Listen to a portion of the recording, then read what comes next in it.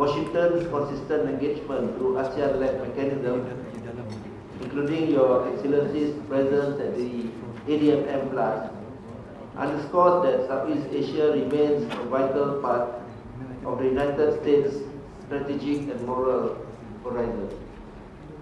We were deeply honored by the presence of President Donald Trump at the 47th ASEAN Summit here in Kuala Lumpur, especially to witness the historic signing of the Kuala Lumpur Peace Accord between Cambodia and Thailand.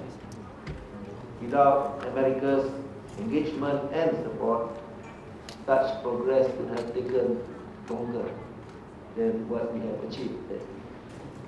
For that, we extend our sincerest appreciation to the United States for its unwavering commitment to peace and stability, particularly in this region.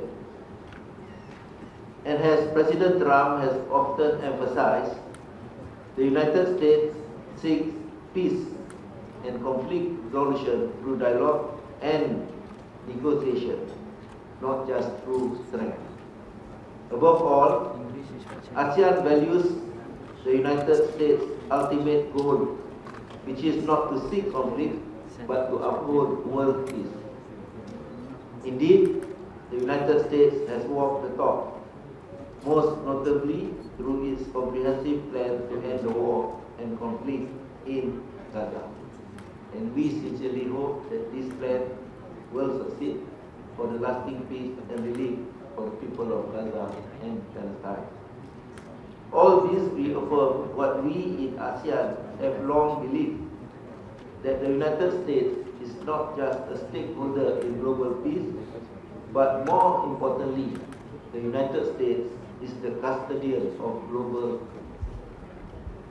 As the custodian of global peace, the United States has a vital responsibility to mediate, promote dialogue, diffuse and prevent escalation whenever tensions rise and crises unfold. This moral responsibility is what makes the United States also indispensable to the global order, particularly in the Indo-Pacific.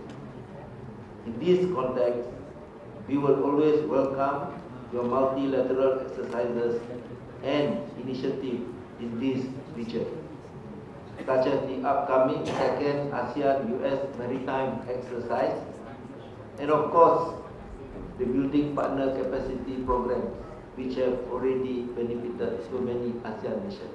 And don't forget my letter. And I believe our cooperation will not stop there. We will continue to explore more avenues of collaboration between the United States and ASEAN for the sake of our shared peace and stability. As we move forward amid global uncertainty, ASEAN hopes and expects the United States to fulfill its idealism, its belief in the international law, and its role as the custodian of global peace. Thank you. Now I invite the Excellency to give your remarks. Well, Minister Khalid, thank you very much for hosting this, but the entirety of this fantastic and necessary, important, and appreciate the opportunity to meet with all of you again.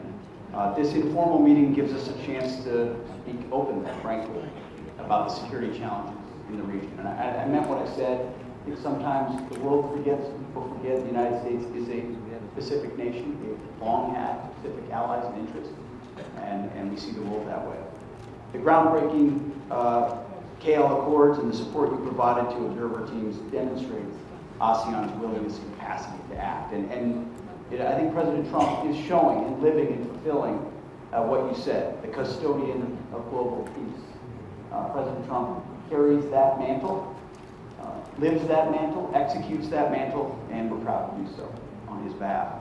The United States will continue to be with you. And to that end, we authorized US Indo-PACOM to support ASEAN observer teams with up to $10 million in logistics support, services, and supplies in pursuit of that peace. But it's also important this afternoon that we turn again to maritime security. And I welcome all of your perspectives, you live it, on the threats we all face from China's aggression and coercive actions in the South China Sea and elsewhere. But first, I'd like to offer a few few thoughts that frame our discussion. When I was with many of you at the Shangri-La Dialogue, I noted in my remarks that China's behavior toward its neighbors and the world is a wake-up call, which it is. Shared examples of intimidation, harassment, and illegal activities occurring within your sovereign waters and across the South China Sea. Unfortunately, in the months since then, China's destabilizing actions have only increased. You've seen it, the world has seen it, it's on videotape. Some of you have been on the active and receiving end of it. Ramming and blasting water cannons at ships and baselessly claiming that there's trespassing going on. Unlawfully claiming jurisdiction over waters that are not theirs to claim. Attempting to regulate and limit peaceful military actions by other nations. Even the location of the ADMM Plus maritime exercise scheduled for next year. And we recently saw Beijing's unjustifiable claim of Scarborough Reef as a, quote, nature reserve.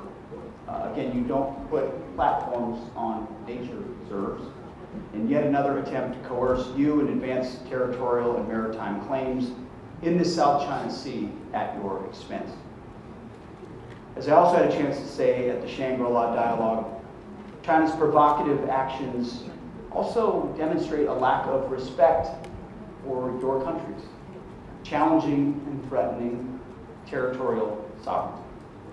China's sweeping territorial and maritime claims in the South China Sea fly in the face of their commitments to resolve disputes peacefully. And I will say I welcome the dialogue. Obviously, both our presidents, President Trump and Chairman Xi, have had, both myself and Dong Jun here. The opportunity to talk is something we value, and we will continue. Dialogue is important.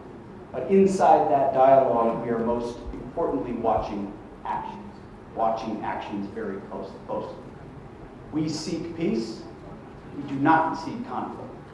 But we must ensure that China is not seeking to dominate you or anybody else. As ASEAN members, we would urge that this group continue to work toward that code of conduct in the South China Sea, remembering that a code without the ability to back it up with action can just be empty words. So to act, we need to develop our joint capabilities to respond, and this includes being able to monitor maritime conduct and develop the tools that allow us to respond quickly to actions that threaten sovereignty. I propose that we commit to building shared maritime domain awareness, including in the South China Sea. Developing a common operating picture where threats to one are known by all goes a long way ensuring that whoever is on the receiving end of aggression and provocation is then therefore by definition not alone. In the last several years, we've seen a technological revolution in the tools that enable greater maritime domain awareness. No one can innovate and scale like the United States of America, and we're eager to share those capabilities with allies and partners. Unmanned aircraft and surface and undersea vessels are supplementing and sometimes replacing ships and planes for this task. These and other technological advances are creating remarkable operational impacts at lower cost and risk, your forces and our forces. I propose we work together to develop and field the operational concepts in unmanned systems that can enable greater awareness in the maritime domain.